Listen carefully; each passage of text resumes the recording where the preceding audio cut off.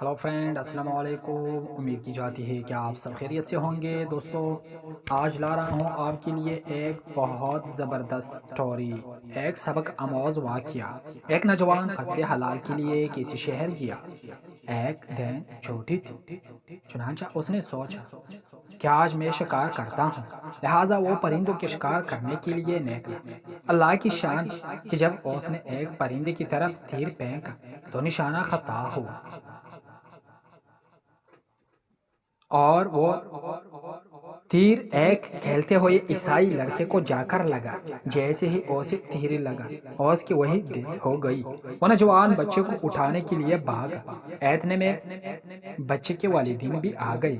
اس نے بتایا کہ میں نے ارادتاً ایسا نہیں کیا، میں نے اپنی طرف سے پرندوں کو تیر مارا تھا، مگر نشانہ خطا ہو گیا۔ آگے یہ کھیل رہا تھا اور تیر سیدھا اس سے لگ گیا۔ اس بچے کے رشتہ داروں نے اس کے والدین سے یہ کہا، ہمیں تو نہیں پتا کہ اس نے ارادتاً تیر مارا ہے یا غلطی سے لگا ہے۔ چنانچہ انہوں نے بچے کے والدین کو مشورہ دیا کہ اس پر مقدمہ کر دیا جائے۔ قاضی مسلمان ہے، لہٰذا ہمیں توقع ہے کہ یہ جو حقیقت ہے وہ کھل جائے گی، ہمیں انصاف ملے گی۔ چنانچہ اس نوجوان پر مقدمہ کر دیا گیا۔ جب نوجوان کو قاضی کے سامنے پیش کیا گیا تو قاضی نے پوچھا، کیا ایسا واقع ہوا ہے؟ اس نے کہا، جی ہاں ہوا ہے۔ قاضی نے کہا، پھر دو میں سے کوئی ایک بات اختیار کر لو، یا تو اس کے ورثاء کو راضی کر لو، اور اگر راضی نہیں ہوتے تو پھر جان کے بدلے جان کی بدلہ ہوتا ہے، یعنی جان کے بدلے جان۔ ان نفس بالنفس کے مصدقہ تمہیں پھانسی دی جائے گی۔ چنانچہ اس نوجوان نے اس بچے کے والدین کو راضی کرنے کی کوشش کی، مگر وہ کسی صورت راضی ہی نہیں ہو رہے تھے۔ لہٰذا قاضی نے فیصلہ سنا دیا کہ اس کو جیل بھیج دیا جائے اور اگلے جمعے کو جب نماز جمعہ پڑھ کر سزا دی جائے گی تو اس کی سزا کا فیصلہ بھی سنا دیا جائے گا۔ چنانچہ اس نوجوان کو جیل بھیج دیا گیا۔ جیل کا سپرڈنٹ عیسائی تھا۔ اس نوجوان نے اسے رابطہ کیا اور کہنے لگا، میں مسلمان ہوں، مجھ سے یہ معاملہ ہوا ہے اور میرے پیچھے میرا خاندان بھی ہے، بچے بھی ہیں، ان کو میرے اس معاملے کا پتہ نہیں۔ اگر آپ مجھے اپنی ذمہ داری پر ریلیز یعنی رہا کر دیا جائے تو جمعے سے پہلے میں واپس آ جاؤں گا۔ عیسائیوں کے دلوں میں اس زمانے میں مسلمانوں کی افعال عہد کی اتنی ڈاک بیٹھی ہوئی تھی کہ وہ عیسائی کہنے لگا، ٹھیک ہے، تم چلے جاؤ اور جمعے سے پہلے آ جانا۔ اس نے قتل کے مجرم کو جیل سے گھر بھیج دیا گیا۔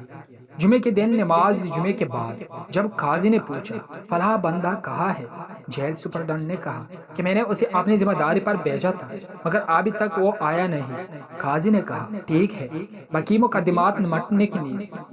مقدمات نمٹانے تک ہم انتظار کریں گے، اور اگر اس وقت تک وہ نہ آیا تو اس نوجوان کے بدلے میں ہم آپ کو پھانسی دیں گے، کیونکہ آپ نے ہی اس کو چھوڑ دیا تھا۔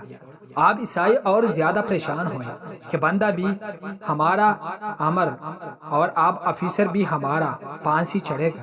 اس دوران قاضی دوسروں کے مقدمے سمیٹنے میں لگ گیا۔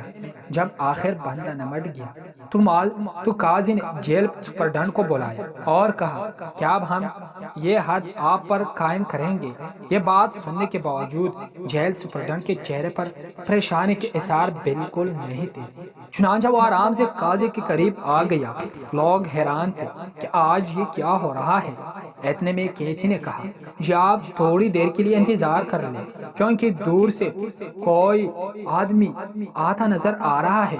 قاضی نے کہا، ٹھیک ہے، چند منٹ انتظار کر لیتے ہیں۔ چنانچہ چند منٹ کے اندر وہی نوجوان دوڑتا ہوا آیا۔ وہ پسینے میں شربور تھا۔